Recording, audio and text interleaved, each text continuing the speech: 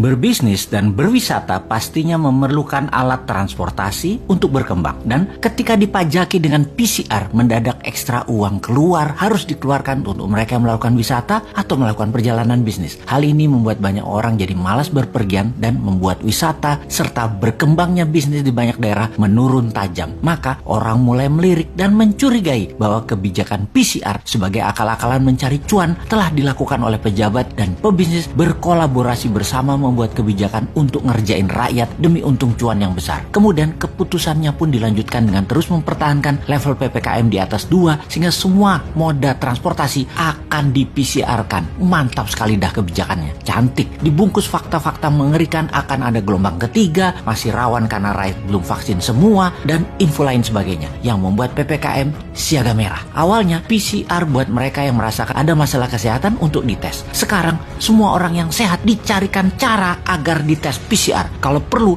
anak sekolah, penumpang ojek, naik bus, naik angkot, bajai, semua harus menunjukkan hasil tes PCR. PCR menjadi kewajiban seperti vaksin. Vaksin gratis oleh pemerintah, tapi PCR bayar. Bayar ke swasta yang isinya adalah perusahaan milik pejabat berkuasa yang serba bisa tersebut. Sehingga kesimpulannya adalah it's not about pandemic, it's about demand and supply. Pertama-tama kita ucapkan terima kasih kepada majalah Tempo yang secara khusus menulis artikel Kongsi Pencari Rezeki. Sejumlah laboratorium tes PCR milik politikus dan konglomerat meraup untung saat pandemi COVID-19. Demikian teasernya. Kita bahas faktanya. Seorang Menko merangkap jabatan sebagai koordinator PPKM, dia pucuk pimpinan dalam hal kebijakan COVID-19 dan investasi. Lalu seorang Menteri BUMN merangkap ketua tim penanganan COVID-19 dan pemulihan ekonomi nasional. Menteri Kesehatannya bekas wakil Menteri BUMN. Menteri itu ternyata ada kaitannya dengan PT Genomics Solidaritas Indonesia. Unit usaha PT itu adalah GSI Lab yang jualannya segala jenis tes COVID-19.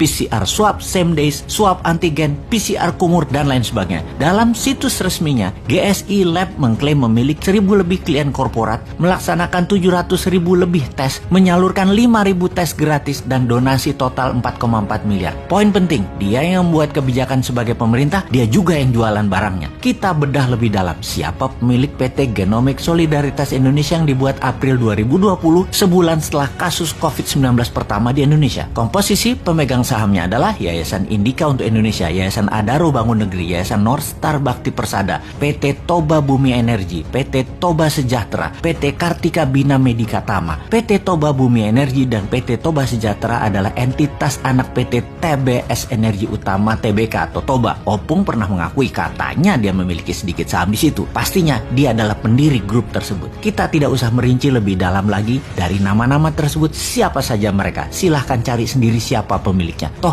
nama-nama itu adalah nama-nama terkenal semua. Oke, kita semua yakin bahwa Anda semua pasti sudah paham siapa mereka yang bermain dengan kebijakan dan meraup untung dari bisnis PCR tersebut. Itu semua jelas bisnis. Badan hukumnya saja PT. Tujuan PT adalah satu, yaitu laba. Ingat, bukan masalah orang dilarang berbisnis, tapi lihat dulu posisi siapa yang berbisnis. Sangat tidak bermoral menjadikan jabatan publik sebagai pintu masuk untuk berbisnis, memanfaatkan masa pandemi yang menyusahkan rakyat untuk menumpuk cuan. Di sisi lain, masyarakat berusaha dijejali dengan segudang prestasi seperti Indonesia menjadi pemimpin G20 atau prestasi apapun juga agar informasi benar yang memanfaatkan jabatan dan peraturan yang memaksa rakyat jadi pasar tidak ada yang peduli dan dianggap salah. Kita kembali ke intinya. Bisnis tes PCR ini adalah skandal di pemerintahan saat ini yang sangat memalukan. Sayangnya, menyeret hal ini untuk menjadi perkara hukum sepanjang pemimpin tertingginya masih polos seperti saat ini sangatlah sulit. Jadi, ya mari kita berpikir bagaimana caranya agar kekuatan moral masyarakat tersadarkan. Bukan menganggap informasi seperti ini adalah nyinyir anti pemimpin yang sangat baik dan berprestasi tadi. Bukan, tetapi masyarakat harus sadar dan membangun kekuatan bagaimana membendung kuasa-kuasa jahat yang selalu berhasil